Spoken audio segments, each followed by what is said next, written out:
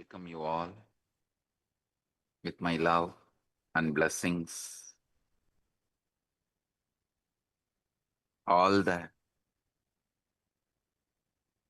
Paramashivasena program 11 participants, all the Rajya Sabha members, all the KAILASA, all the e-citizens, KAILASA citizens from all over the world. I welcome all of you with my love and blessings.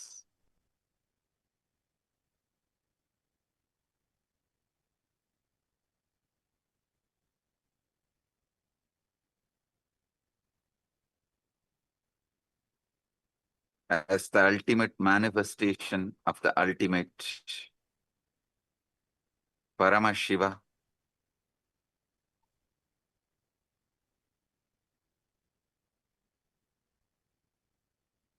I bless you all with Paramadvaita. Paramadvaita Praptirastu.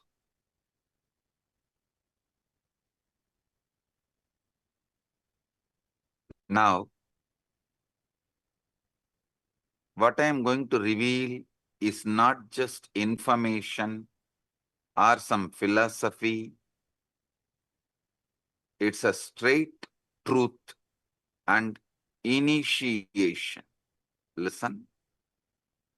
It's a truth and initiation.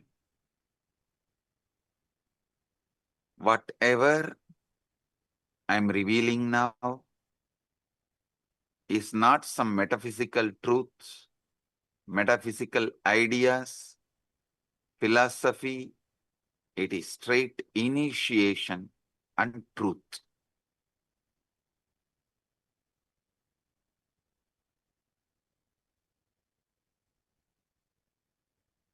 Look at your mind for a moment. That peculiar stream of thoughts flowing through your awareness right now.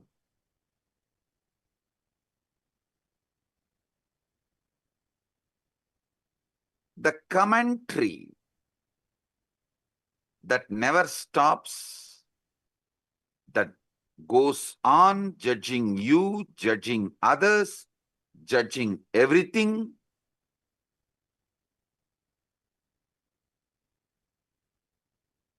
Every words you hear and process inside you, even these words, when you are listening, immediately you start judging. Have you ever paused to wonder who is exactly talking all this in your head? Listen. Have you ever paused to wonder who is exactly doing all this talking in your head?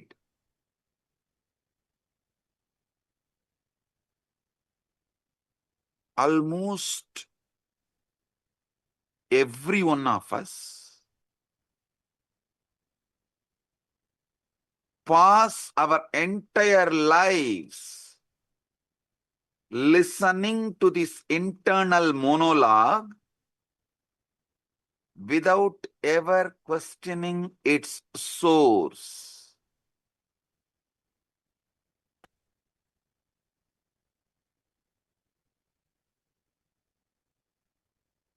We simply assume that is me thinking and carry on. How many of you assume you are only thinking and you just let go, carry on? You carry on with the conclusion, you are only thinking. Raise your hand.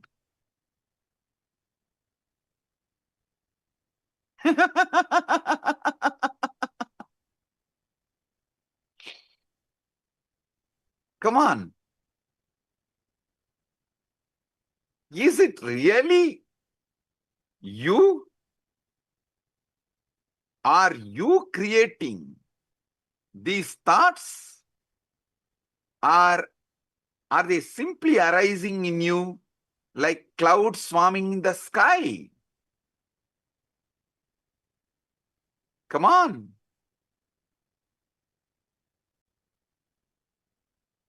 If that voice is truly you, then who is the one listening to it?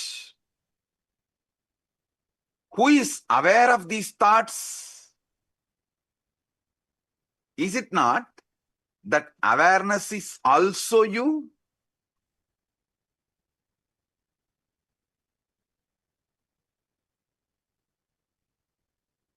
Come on. How can the speaker and listener seemingly existing in the same mind points to something quite extraordinary?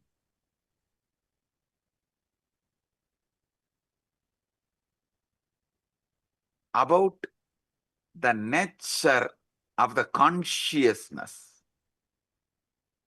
How many of you understand the listener and speaker both are existing in the same mind? Raise your hand.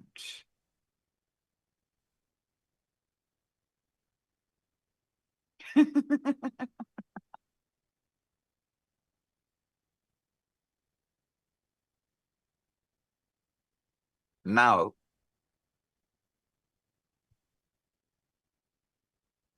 I wanted to reveal, re-reveal and explain something extraordinary. I spoke about it in 2005,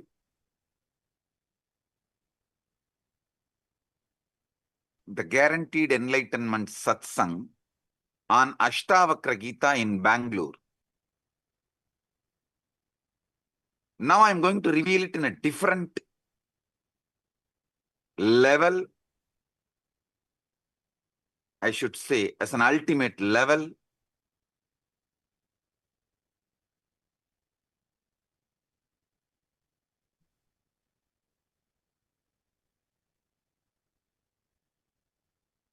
Your thoughts, when you are able to predict, you are the speaker and you are the listener. When you are not able to predict, you are neither the speaker nor the listener. Listen. Only when you are able to coin the words predict, you are the speaker and you are the listener. When you are not predicting, when you are not speaking, neither you are the speaker nor you are the listener. How many of you understand this?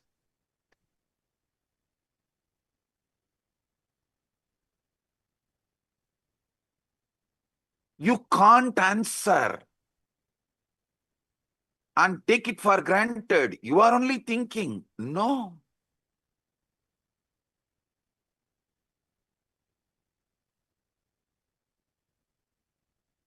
You can't dump the responsibility on someone else. I am not even thinking. I don't know what is going on inside. No. The thinking in you, the thinking going on in your head is chit jata granthi. Means it is semi-automated, semi-manipulated, system, listen, when it comes to heart beating, you can say it is beating on its own. Your involvement is practically nothing. But you can't say, you can't think, you can't say, you can think as you want forever. How many of you are understanding this unpredictable nature of thought?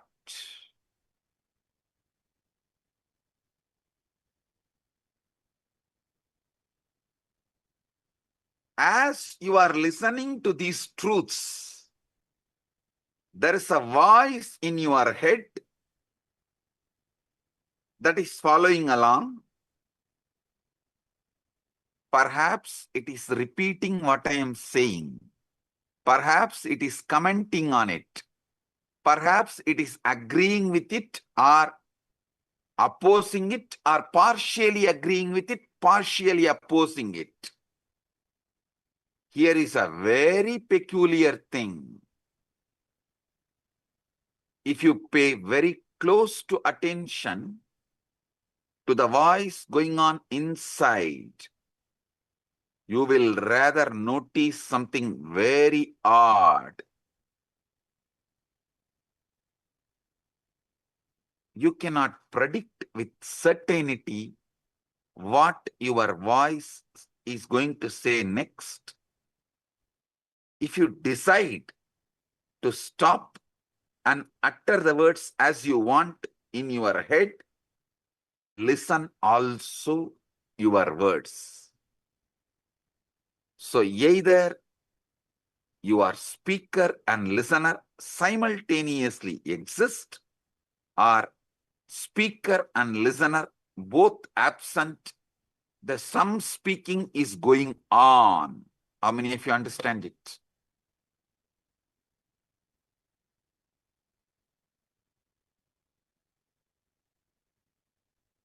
Owning up to all the words which goes on in auto mode is what I call guilt. Not owning up to the words you consciously generate, not owning up the responsibility for the words you consciously generate, is what I call delusion. Listen. Owning up to the words which automatically goes on in auto mode later on is guilt. Not owning up even to the words consciously you generate and listen is delusion, or trying to cover things under the carpet. How many of you are understanding this?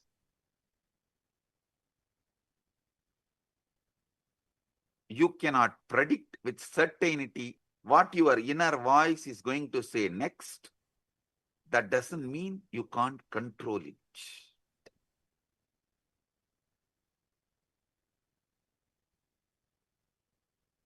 How many of you are seeing? This is like a car. You can put it in autopilot and you can also drive. At some point you drive. At some point you put it in autopilot mode.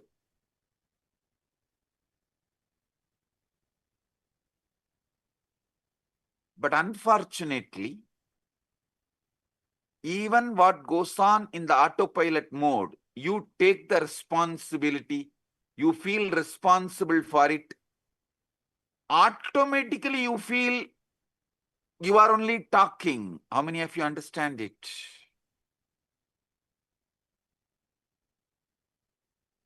This is utter utterly superfluous. Listen.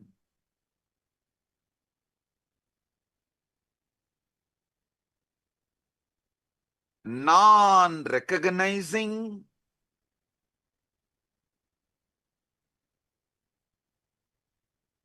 this autopilot mode, non-recognizing this autopilot mode thinking, but trying to own up after the whole thinking is done, is causing extreme confusions. You need to know what is going on inside you. The moment you know, you will become enlightened.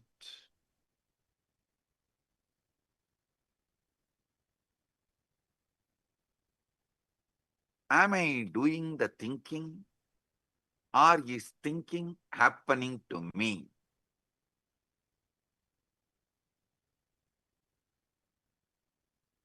At some time, you can do thinking, you are doing thinking.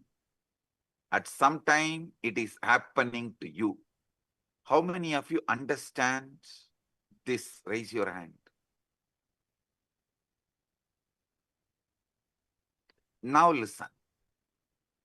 Now listen. How many of you have this extraordinary assumption? Because these thoughts are occurring in your head, even when you are not thinking, you assume it is yours. Even in the autopilot mode, what goes on, you assume it is yours because it is happening in your head. How many of you assume? Raise your hand.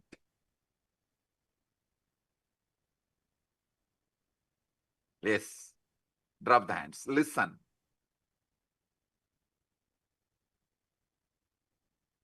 When you truly look for the thinker, the one who supposedly initiates each thought, you find yourself in a very curious position. Weird position.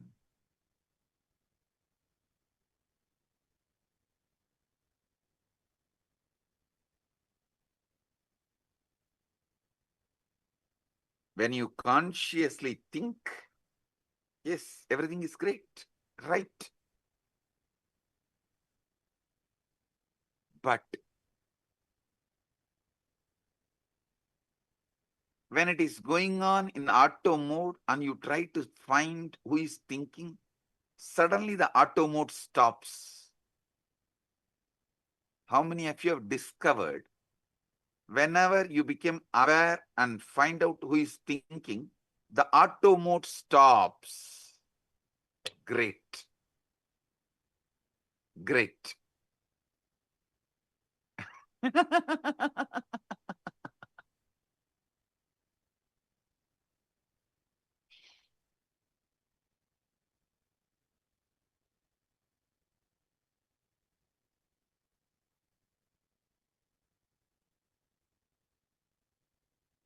Listen, I'm going to introduce the third mode. One mode, the auto mode thinking goes on and you are not listening. One mode, consciously you are thinking and you are listening. There is one mode, thought currents are not consciously done by you. You are not consciously thinking, but you are listening. That is in that high emotion, anger. Thoughts just come. They are forced on you. You are only the listener, but not thinker. How many of you have experienced this state? Raise your hand. Listen. Clarity about these three liberates you. Listen. when you are thinking and listening, you have a conscious sovereignty over thinking process. When you are neither thinking, the thoughts are forced on you, it is going on, nor you are listening, but unfortunately you own it up because it goes on in your head, that is deluded, unconscious, or I should say, deluded part of you. The third one, where thoughts are not yours, it is forced, it just flows, you can't control, you can't design, you can't interfere, but you are listening. This is the dangerous mode, dangerous space. In this space, you execute the command of your deluded part.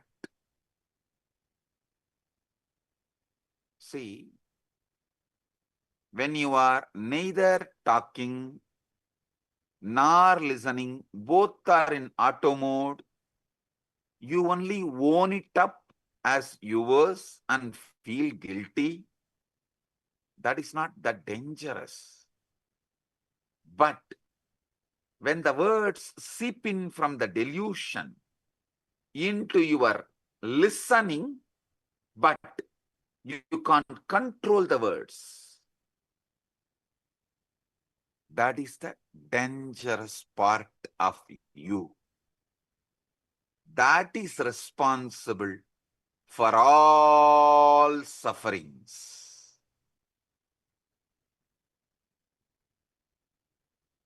You may say, your brain is thinking,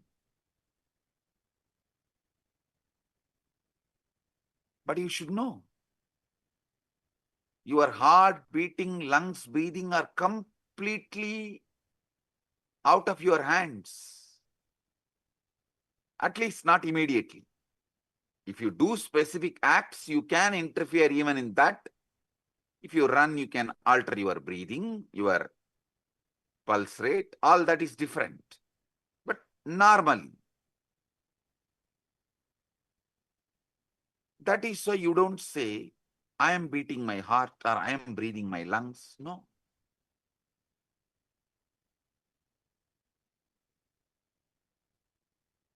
You know, these are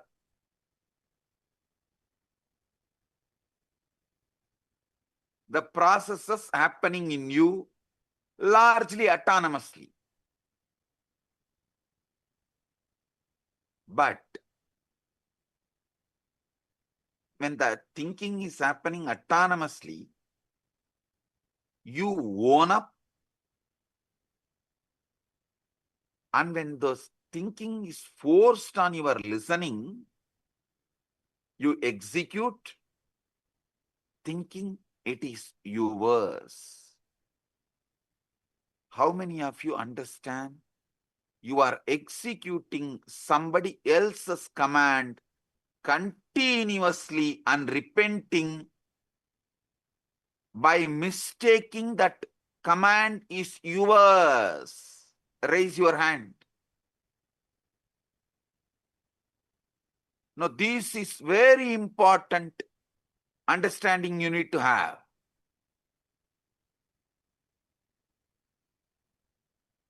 Listen to these three. Drop the hands, listen. One side, consciously you speak, consciously you listen. That is a chit part of you, conscious part of you. We will come to that later. It can be handled easily.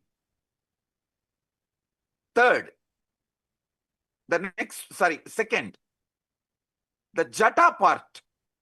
Neither thinking is you are aware of it, the thinking, nor you are listening to it. Thinker, listener, both are absent. It goes on autonomously.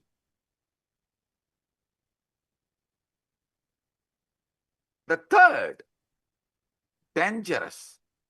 From that autonomous thinking zone, the thinking enters into your consciousness. Listening happens consciously, but thinking is not under your control. But you take that as your thinking and start executing. This is what is the third part, Chit Jata Granthi part. How many of you understand? This Chit Jata Granthi part is responsible for all mess in your life.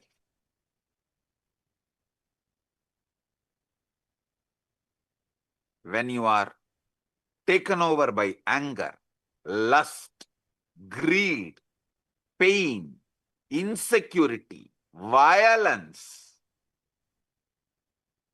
the command is generated by somebody.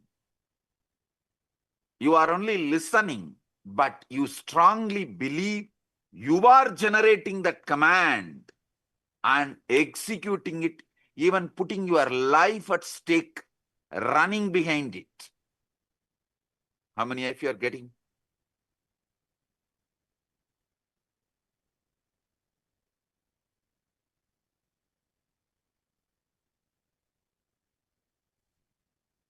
Drop the hands.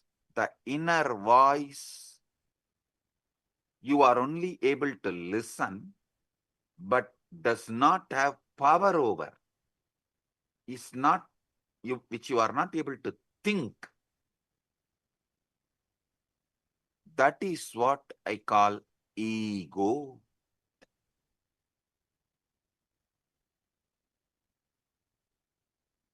Devil commanding and making you execute. Unfortunately, you own up the devil. You feel the devil is advising you for good. You even have justifications. Knowing that voice has cheated you many times, you still have justification. Listen, obey. Sometimes, to escape from your small mood swings, you make the decision which damages your whole life. To escape from a small pain, you make the decisions which damage your whole life. How many of you understand this?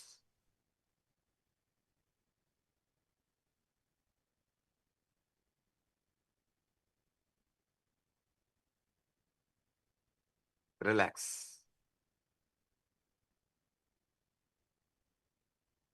Now, understand this three component. Chit. You are talking, you are listening. Jata. Neither you are talking nor you are listening. Autonomous. Both autonomous. Chit Jata Granthi. Talking is by somebody else. You can't control it. You can't even alter. You can't censor. You can't edit. You can't put a word extra. You can't reduce a word. It is like forced on you. You are only listening. Just because you are listening it inside your head, the listener assumes you are the generator of that thinking.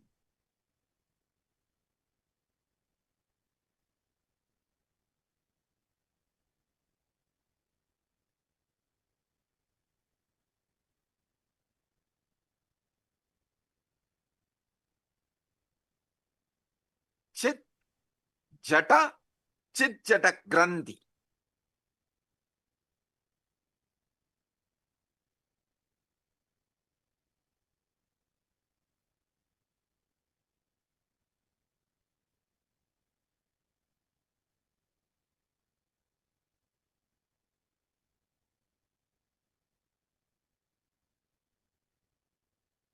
This chit-chata granthi, your ego, your delusion,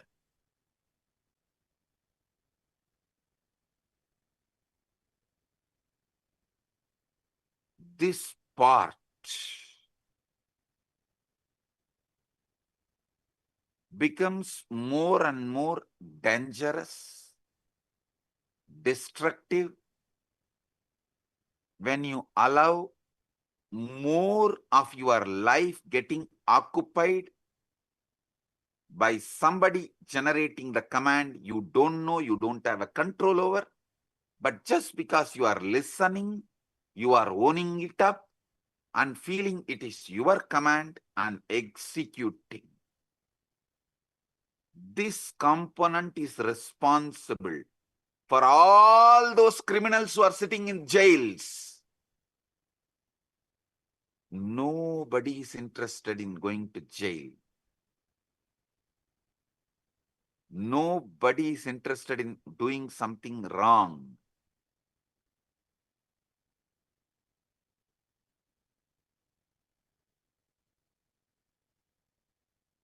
But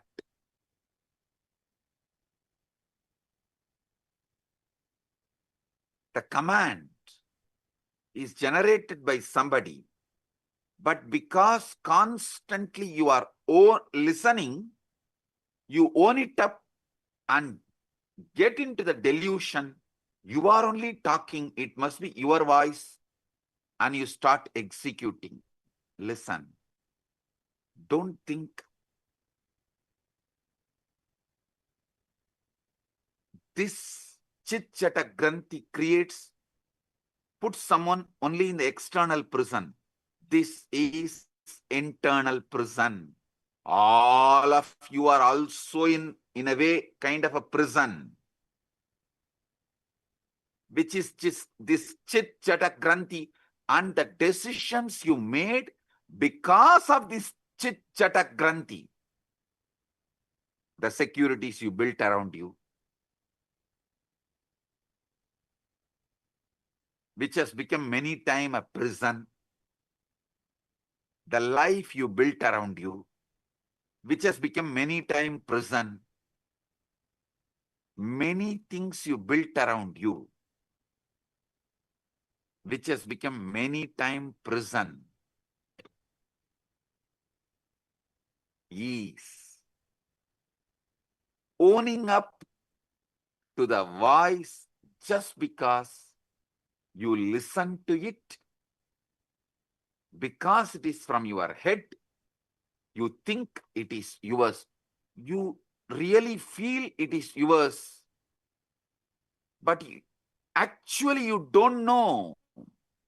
How can you own up something which you have not uttered? See, if something is yours, then you should be able to edit, add, delete, speak. Are you able to? No. Then how can you own up and execute certain command, some command, which you are not owner, but continuously you believe it is yours? How many of you understand this? Raise your hand. Yes, now I'll give you just 3 minutes. Pen down this chit, jata, chit, jata, granthi, all three. So you are understanding it.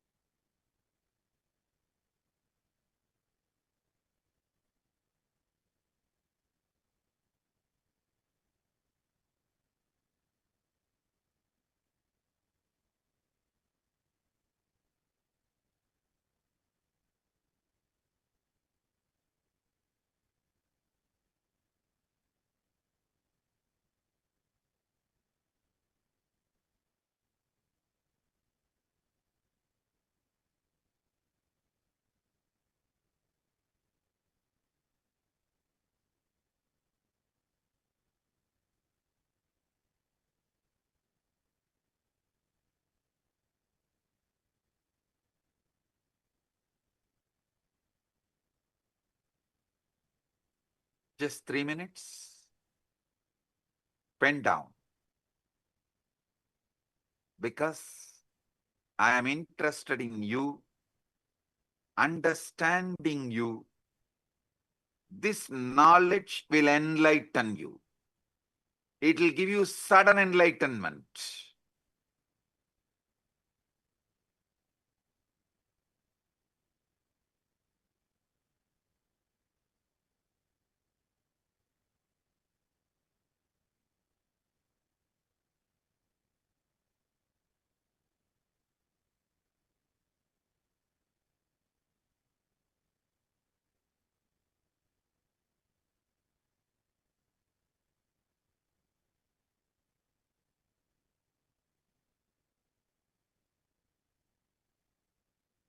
Now listen.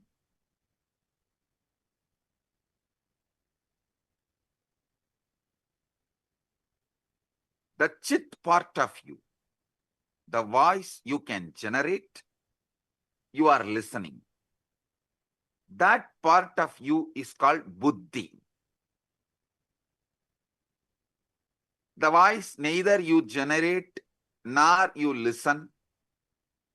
That part of you is called chitta. The part you don't generate the command, because you listen, you assume it is yours and you obey. This part is called ego, ahankara. This voice of ego, listen, this is actually the 90% of your life. 90% of your life is dominated by this third component. How many of you understand that? 90% of you is dominated by this third component. Drop the hands. Listen. This voice has been shaped by everything you have ever experienced. Your parents, your education, your books, all the books you read, the conversations you have had, the very culture in which you have grown up.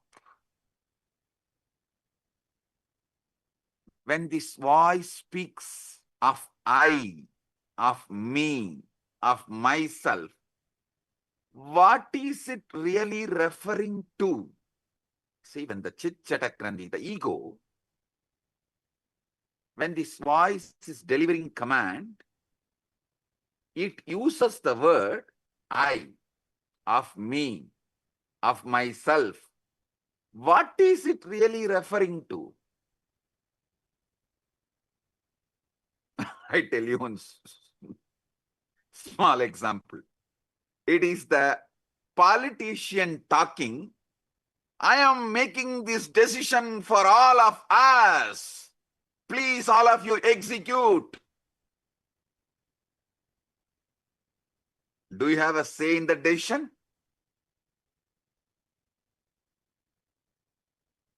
You just execute.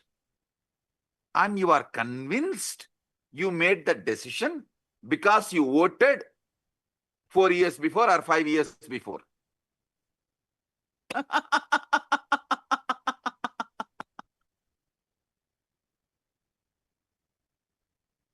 Democracy is okay for the nation. I don't want to say yes or no, good or bad and all that. Okay, that is the way it is.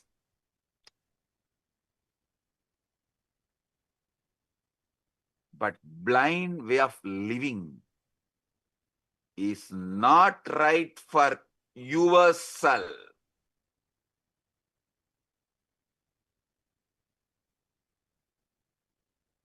When the voice, your ego speaks of I, of me, myself, what is it really referring to?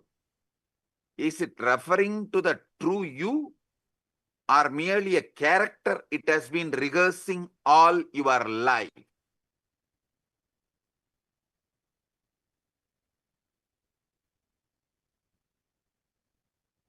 How many of you understand? from the moment we learn language, we are taught a most peculiar game. We are given a name and told, you are this. You are Ram or Suresh. I always refer these names because in India, if you scream Ram, 1/3 of the country will turn and see you. If you just shout Ram, 1/3 of the country will turn and see you. In Tamil Nadu, if you scream Muruga, 1/3 of the Tamil Nadu will turn and see you. In Tiruvannamalai, if you call Arunachalam, 1/3 of Tiruvannamalai will turn and call you, see you.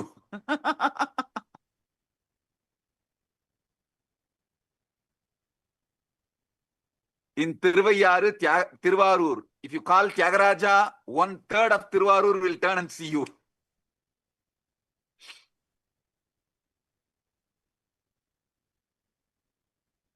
Listen, this peculiar game of name, as if this collection of sensations, feelings, experiences, all is a one continuity. You get deluded by that one word called your name. How many of you are cracking it?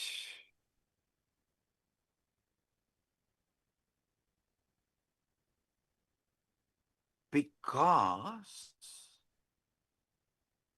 you believe in your name, and that name gives you the false idea of continuity,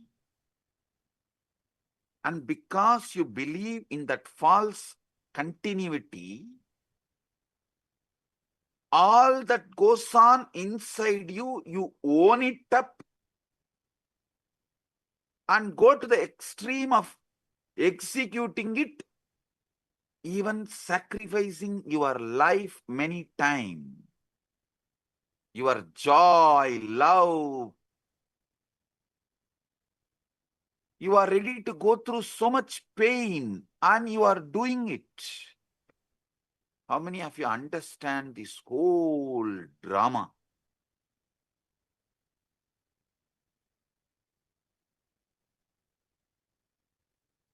Gradually, through the years, you build up a story.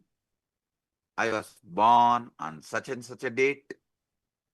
These parents to these parents in this place.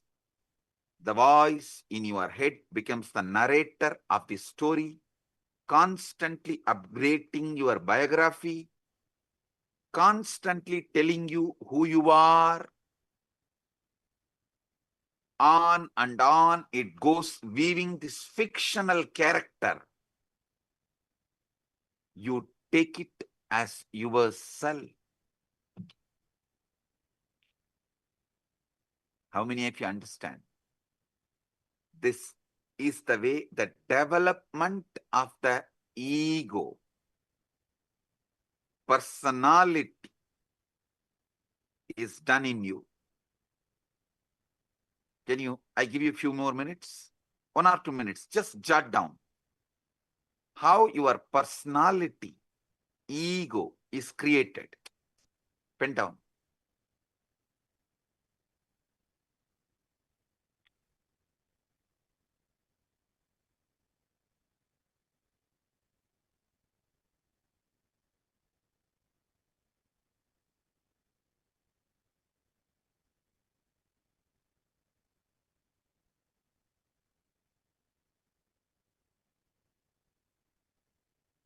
But if you see, this is a case of a mistaken identity of the most profound kind. With how many of you this clicks? Oh God, this is really, really, really.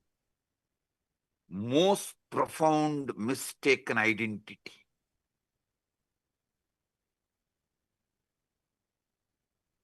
All the things stuffed as no my contribution, and I go on be executing this order. I continuously execute the order, and literally I have a no role in generating the command. How many of you understand it? And these people want freedom.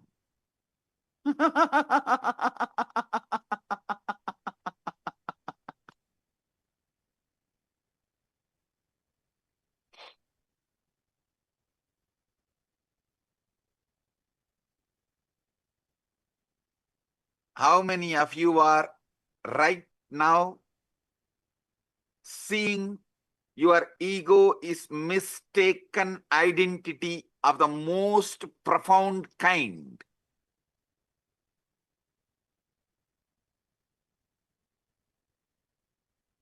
Drop the hands. It's like going to the theater, becoming absorbed in the play so deeply, you forgot you are watching actors.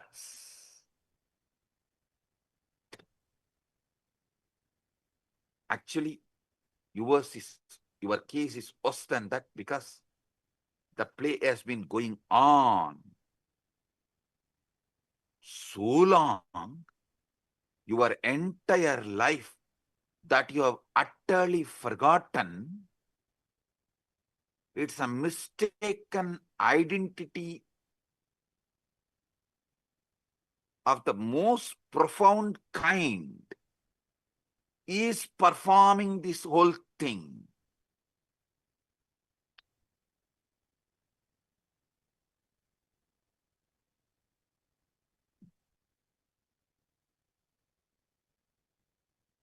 This separate self, this ego, as I named it, for your understanding, for our convenience, we named the Chit Jata Granthi, Buddhi, Chitta, Ahankara.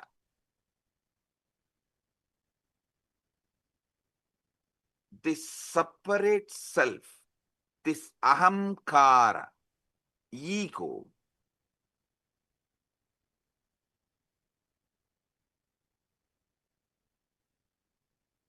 is the source of all Maya,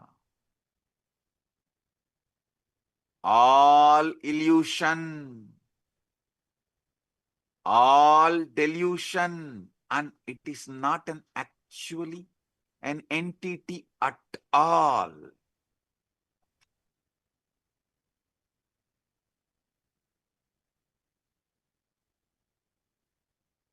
I enlightened all of you about your buddhi, your chitta, your ego, which is source of all illusion and delusion. It's a process. It is something your organism is doing. But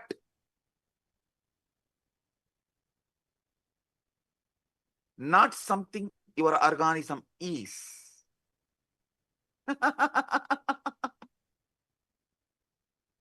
It is something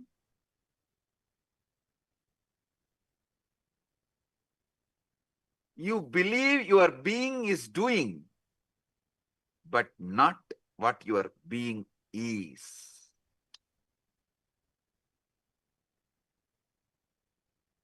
How many of you are getting it?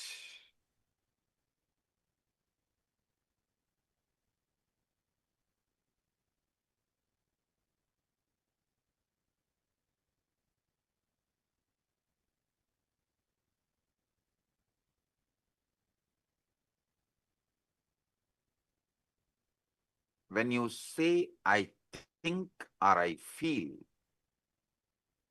What exactly is this I think or I that thinks and feels? If you try to point it, what can you point to? Your body? But your body is constantly changing. Once in every 7.5 years. That is why in Hindu tradition, in our horoscope, we kept it sunny for 7.5 years. Once in 7.5 years, your body completely changes. How many of you know that? Every cell is replaced.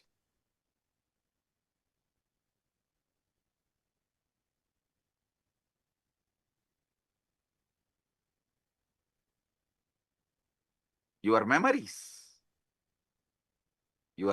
too change. Some fade, some are embellished, some are entirely fabricated without even you realizing it. Your memories change, your bodies change, your ideas about you change.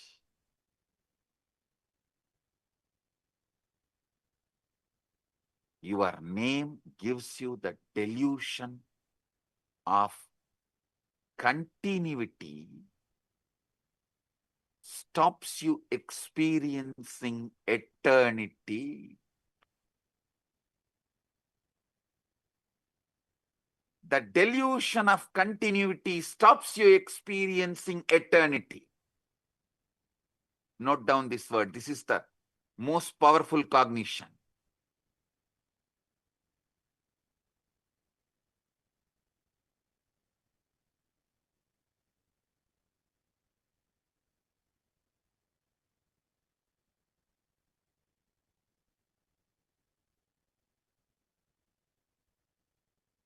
When you look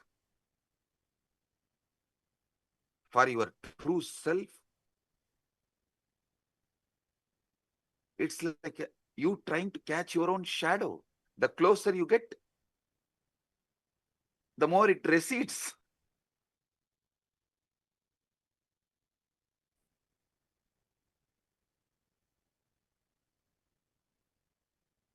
How desperately you cling to it, how terrified you feel at the prospect of losing this sense of self. How many of you understand? You are terrified at the prospect of losing the sense of self. That is why you continue to cling to this delusion. That's the true pathology.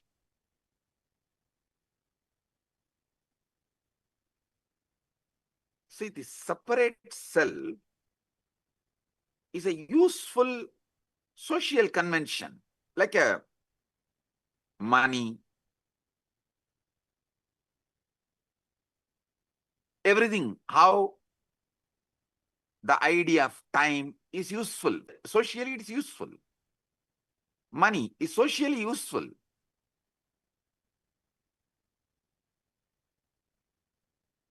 But not the truth.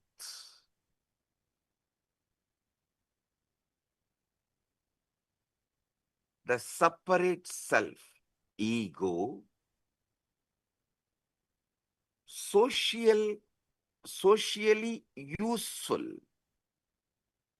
useful as social convention, like money.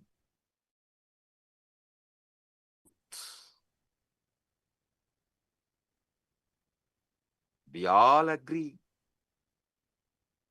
to pretend it exists because it makes certain interactions possible. But the trouble begins when we mistake this convenience for the sake of the truth, real, as a truth. See, the real trouble begins when we mistake the convention for reality as the truth.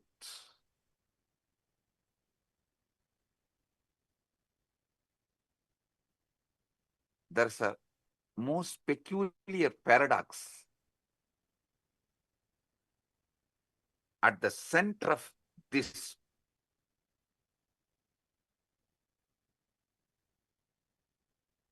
seeking the truth. Listen, I am actually decoding that 4 Mahavakya of Upanishads for all of you. Naham deham koham soham. Later on I'll explain. This is the Mahavakya I am decoding step by step for all of you. The most peculiar paradox at the heart of this seeking the truth, when you attempt to observe the voice in your head, to watch your own thoughts as they raise, who exactly is doing the watching? It seems there is an observer standing apart from the thoughts, doesn't it? Tell me. It seems like observer is standing.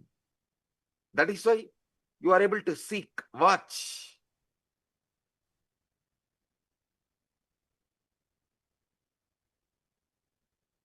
But if you look closely at this observer, you will notice something extraordinary. It too becomes an object of observation. You can observe even the observer. If you have done ajapa, you can understand what I am saying. In the beginning of the ajapa, you will try to do Shiva, Shiva, Shiva. Then you can make that Shiva, Shiva repeat, and one part of you can observe, one part of you will be doing the japa. If you go deeper, one part of you will be doing the japa, one part of you will be observing, one part of you will be observing the japa and the observer both. If you have done ajapa japa sadhana, you will understand what I am revealing.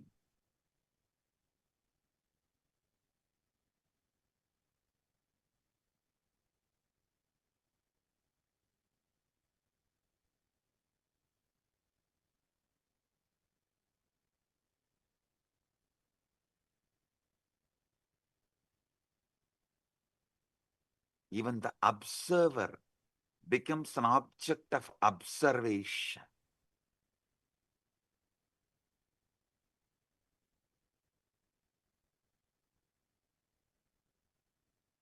You can see everything except the scene itself.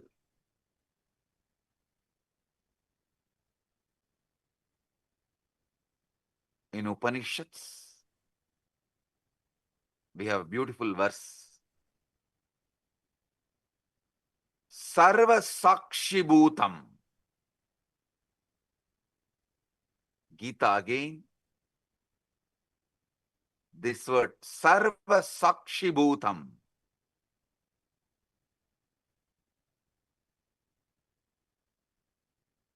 The word is used.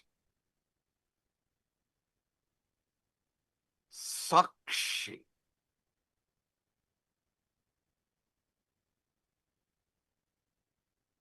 Other than the seeing, you can see everything. This Sakshi Bhutam, this witnessing presence that is aware of everything, including your thoughts,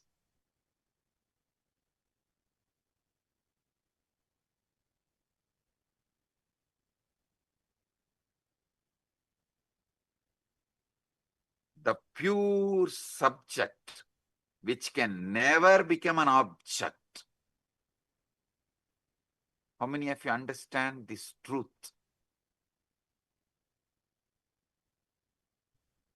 Sakshi, listen. This Sakshi, the pure witness, the pure awareness,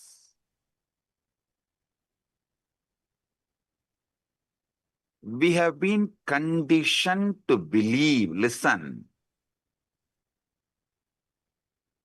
I was explaining about Sarvadi Sakshi Bhutam.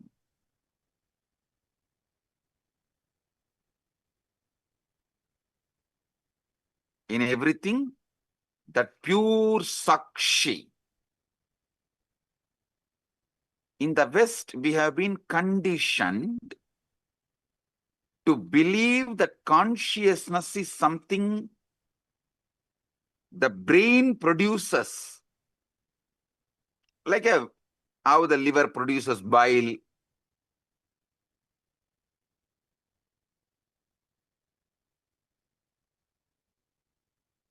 As if it is an epiphenomenon, the side effect of neural activity. How many of you understand this is not a complete, perfect, or truthful understanding?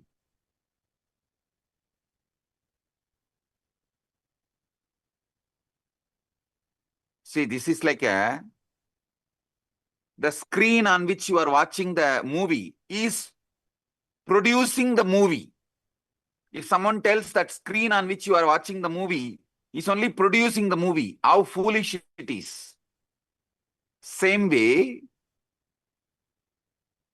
the screen receives the signal and shows it. Same way, brain receives consciousness, but not producer. So understand, this Sakshi, Sarvadi Sakshi Bhutam, is consciousness that is not produced by brain. Listen.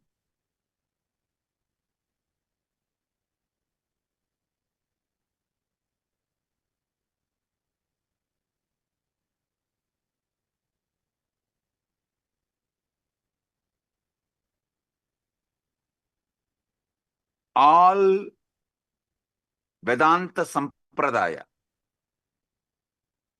Advaita, Dvaita, Visishtadvaita, Shankara Advaita, all of you should know, the classical Advaita is different from Shankara's Advaita. Many of you are thinking Shankara is the Acharya who promoted the Advaita. Sure, but his school of Advaita is not as the classical Advaita. If you go and see, read, his own guru's guru, Shankara's guru Govindabhata, Govindabhata's guru Gaudabhata. Gaudabhata's Mandukya Karika, if you read, you will get the glimpse of the classical Advaita. And if you read Shankara's Advaita, means his own books, the books he wrote, like Viveka Chudamani, all of it, the Shankara's Advaita is different from classical Advaita. Listen, all these Advaitas, Advaita, Visishtadvaita, Dvaita, Shuddhadvaita, all Advaita, all Vedantic traditions accept the one truth. Consciousness is the fundamental ground of the being. That Sarvadi Sakshibhutam, which I was describing,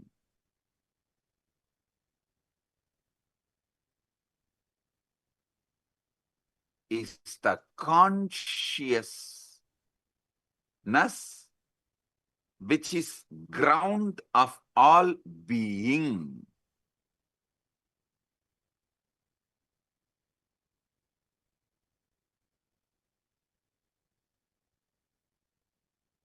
Listen,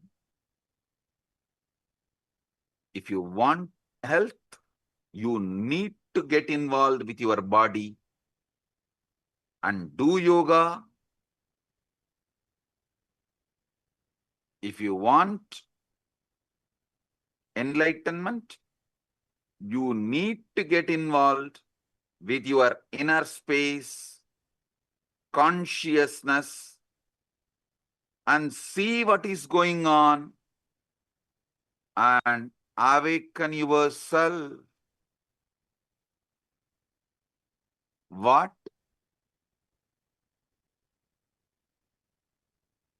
The Upanishads calls as Brahman or Paramashiva, Parandama.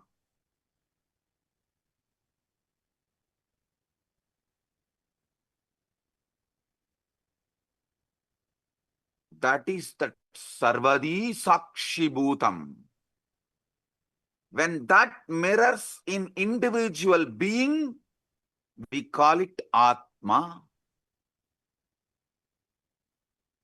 Atma is that Sarvadi Sakshibhutam in individual.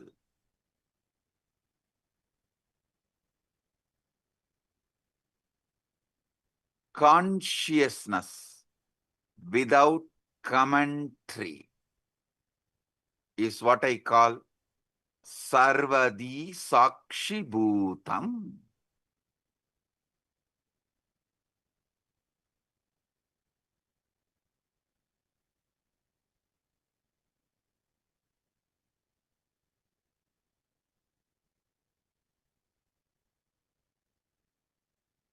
When you are in deep meditation, ajapa japa, or after puja just sitting in unclutched space,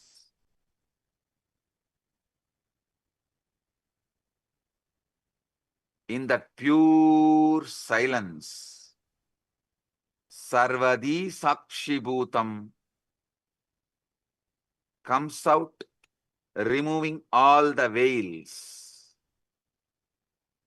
all the masks, all the makeup. You get Vishwarupa Darshana.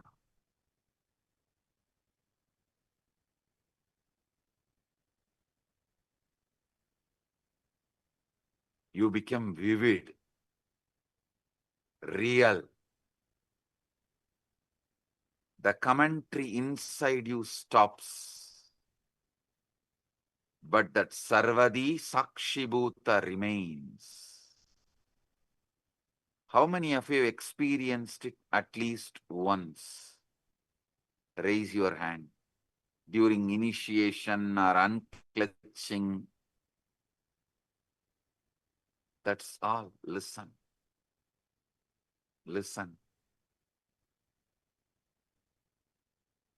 The true nature of consciousness might not be the inner voice at all, but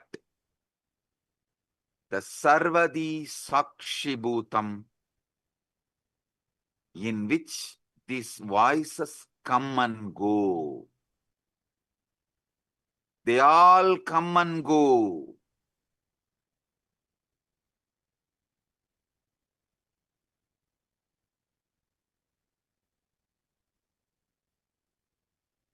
That Sarvadi Sakshibhutam is not the thoughts, but knowing of the thoughts. As soon as you try to grasp this pure awareness, to hold it, examine it, it slips away. It disappears.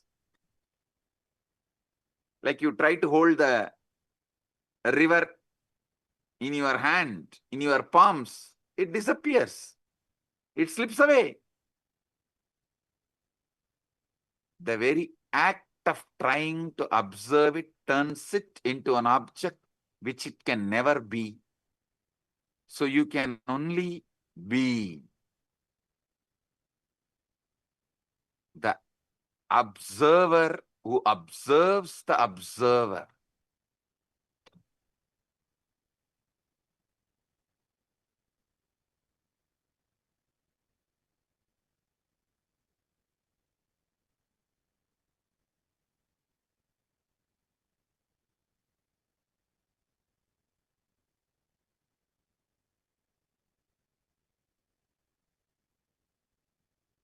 Now, I'll initiate all of you into this Nirvikalpa Samadhi, sudden enlightenment, guaranteed. Sit. If you have Atmalinga, take the Atmalinga and keep it on your Anandagandha. If you don't have Atmalinga, just sit. Close your eyes. See who is thinking, who is listening to thinking, who is observing the thinking and listening, who is observing the observer. Sit.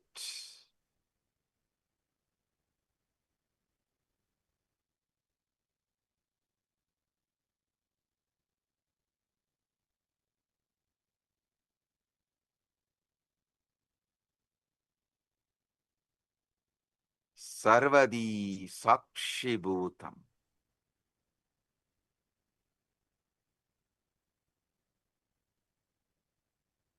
Everyone here experience the pure consciousness. Sakshi. Nirvikalpa Samadhi Praptirastu. Sarvadi Sakshibhutam.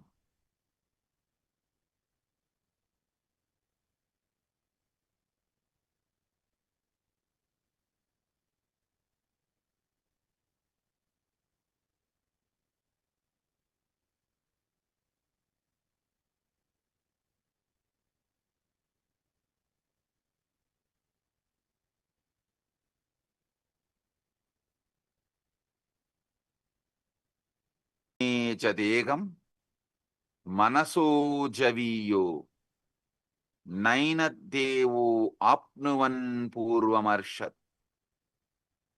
Tattavadoda Jnanatyeti Tishtat Tasmin Nabo Madarishvadatat. The motionless one faster than mind, and devas and senses could not overtake it, which ran before. Sitting it goes faster than those who run after it by it all pervading.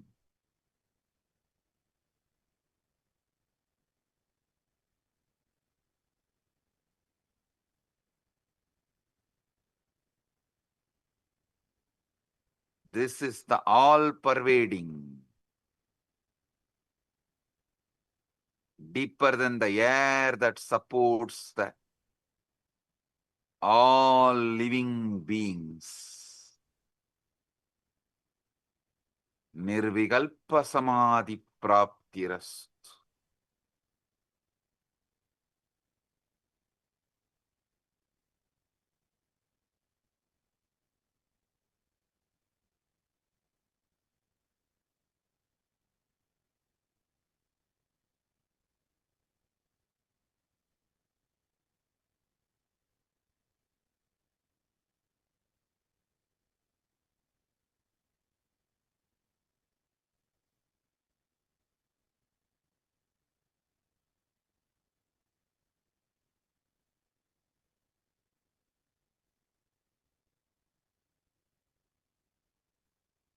Tvamasi. Nirvikalpa samadhi praptirastu. Sarvadi sakshibhuta.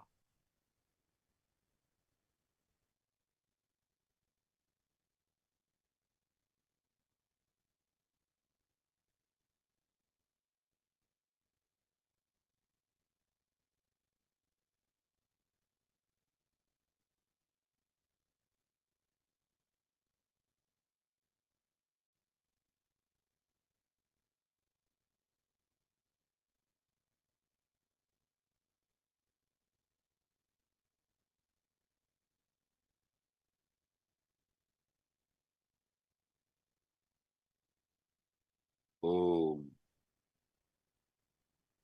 I bless you all. I'll continue to expand the deeper truths tomorrow the same time in the satsang.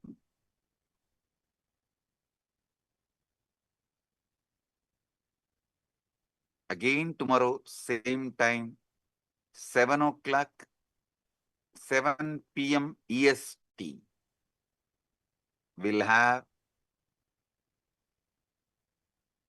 Enlightenment guaranteed initiation sessions. All of you are welcome to experience deeper truths. I'll explain how the chitta and chitta can be used, manipulated for your sudden enlightenment. With this, I bless you all. Paramatvaita praptirastu.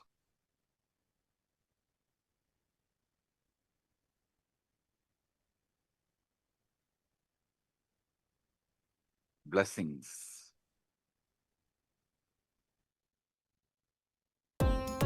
Nithyanandam, thank you for watching, and if you found the video enlightening, please give it a like, share it with your loved ones, and subscribe to stay connected with us.